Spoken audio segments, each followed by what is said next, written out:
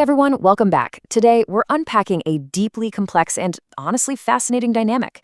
We're looking at how human movement isn't just a singular, isolated event, but how it actually becomes this self-perpetuating cycle. Specifically, we're diving into the migration of Assyrian youth, and we're going to look at the profound, often unseen impact of family fragmentation. So think about this for a second. How does family fragmentation actually drive young people to migrate? We usually think of migration as a one-way street, right? Someone leaves their home country for better opportunities, and well, that's kind of the end of the story. But what about the people who stay? How does the very act of a loved one packing up and leaving create this inescapable mounting psychological pressure for those left behind to just do the exact same thing? Okay, let's dive into this. We are looking at a new migration driver today, one that goes way beyond the traditional reasons for leaving. Historically, sure, we look at economics or politics, but in recent years, an incredibly powerful new catalyst has emerged. To really wrap our heads around this dynamic, we've got to look past those traditional reasons. Because right now, family fragmentation itself is acting as a primary active driver of migration. The breakdown of the traditional family unit isn't just some sad byproduct anymore. It's actually the engine. It is aggressively pushing even more migration to happen. Which brings us to the 90% reality and the sheer staggering scale of the diaspora. Let's look at the demographics that set the stage for this massive psychological impact. The numbers here are just mind-blowing. Right now, an overwhelming majority, we're talking over 90% of the Assyrian community, lives in the diaspora. That is a massive demographic shift. To put that into perspective, only a tiny fraction, just 10%, remains in the homeland. The entire center of gravity for the community has completely shifted overseas. So, what does this actually mean for daily life? Well, it creates a harsh new normal.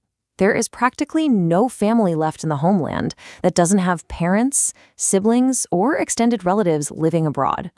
And for the youth specifically, it means a constant, unyielding loss of friends. Their social circles are just shrinking, day by day, month by month. As our source material points out, it is difficult to find a young man or woman who has not lost friends continuously. That word there, continuously. Man, that is heavy. It really highlights the constant, raw human toll this demographic shift takes on young people. It's not just a one-off goodbye, it is a permanent, exhausting state of farewells.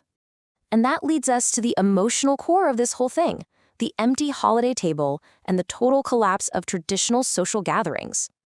You see, to really grasp why this physical absence is so devastating, we have to understand the cultural context here. In Eastern societies, social interdependence is absolutely everything. Large gatherings during national holidays, religious festivals, major family events, these aren't just casual get-togethers. They are culturally essential. They're literally the glue that holds community identity and individual support systems together. Just 2 to 3 years ago, which, let's be honest, is practically yesterday, a holiday would bring dozens of family members under one roof. It was vibrant, it was loud, it was deeply connected. Today, the people who gather can literally be counted on one hand. It is a shockingly rapid and devastating change to the social fabric. Times that used to be about traditional joy have totally transformed into glaring, painful reminders of who's missing. So let's talk about the psychological toll here, the deep nostalgia, and the real pain of this isolation. This physical emptiness at the dinner table, it translates directly into an incredibly heavy mental burden. Nostalgia and social connection deeply, deeply influence these communities. So being isolated isn't just some minor inconvenience, it completely strips away a foundational support system. This emptiness triggers a really profound, painful nostalgia for the way things were just a few short years ago. It makes the present reality almost unbearable. And this creates what we call a relentless snowball effect. It's basically a closed loop. First, the initial migration happens, shrinking the community. Then, the families that are left behind experience this profound, deep isolation as their social circles completely vanish. And finally, that very isolation transforms into immense psychological pressure, driving even further migration. It's a cycle where past migration inevitably fuels future migration. Which brings us to the ultimate question, the big one, to stay or to leave.